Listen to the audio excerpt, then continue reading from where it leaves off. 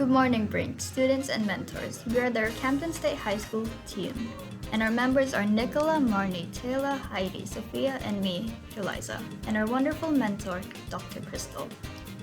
We have had many opportunities during BRInC to learn about biomechanics and its use in sport, specifically netball, including access to equipment with movement improvement, a local physiotherapy practice, as well as Zoom meetings with our mentor and more practical activities at CQU University. We started our journey in a Zoom meeting with Dr. Crystal, creating mind maps to decide the research project we should investigate. After lots of brainstorming and discussing, we decided to investigate netball and ankle injuries.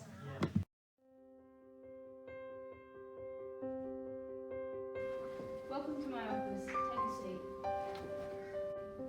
What seems to be your problem, miss? My running shoes aren't fit for netball, and I fell over yesterday and twisted it. We might need to run some tests. Sign here. Netball incorporates many different movements and lots of changes of direction, which require agility, balance, speed, and short, sharp bursts of running and jumping. In the first couple of lessons that we started finalising what we were looking for in our investigation, we went to our sports stadium and practiced out some of our own movements.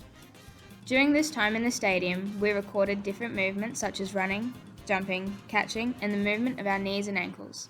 We also videoed changes of direction and how the ankles and knees must adjust whilst doing this. In many of the collected videos, we could see some of the muscles used in the thigh and calf. The potential ways of collecting data. Within this, we did a variety of different jumps on their force plates such as squat jumps, counter movement jumps. On the 9th of June, our team went to CQ University to work with our mentor, Dr. Crystal, for a day of testing in the biomechanics lab. We used ruled force decks, open cap motion, and Vicon 3D motion analysis. This testing allowed us to gather a range of data for our project, and we were able to compare each other's counter movement jumps and squat jumps. The counter movement jump consists of having hands on hips, squatting down and then jumping, whereas the squat jump was just one continuous movement. Performing these movements allowed us to see the difference in our landing force. For example, when we jumped, as you can see here, we put the most force on the decks when in squat position and when we got to the point of landing.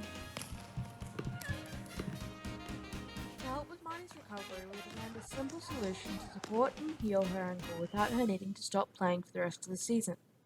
This shoe prototype features additional cushioning, a wedge in the sole, gel soles, and the Velcro to tighten the shoe. The cushioning is featured within the toes and the heel of the shoe to reduce the possibility of injury to those areas of the foot when jumping or running. We decided that including a wedge in the soles of the shoes would be effective in increasing Marnie's agility and her jumping height when she is shooting, and to help her with her flexibility in the shoes as well. The ability to tighten the Velcro in the shoes was something that we wanted to look at, and having a built-in ankle brace would also incorporate size inclusivity for wider and smaller feet. Even though we didn't have the opportunity to build our prototype, it could be very practical for netball players to worry more about playing the game rather than getting injured. Netball requires sharp and quick movement, including change of direction, jumping, and landing that applies considerable force to the legs and ankle joint, which won't always end well. Enough was enough, and we decided to do something about it. Our first step within this investigation was to find out the types of injuries physiotherapists treat at movement improvement, and then conduct testing at CQU University, where we conducted a range of data. With this, we concluded on designing a shoe that would be perfect for a netball player such as Marnie. During the BRInC program as a group, we have had many interesting challenges and we experienced several new opportunities. We enjoyed working as a group and learning about biomechanics and how it can help prevent and heal injuries. Thank you for listening.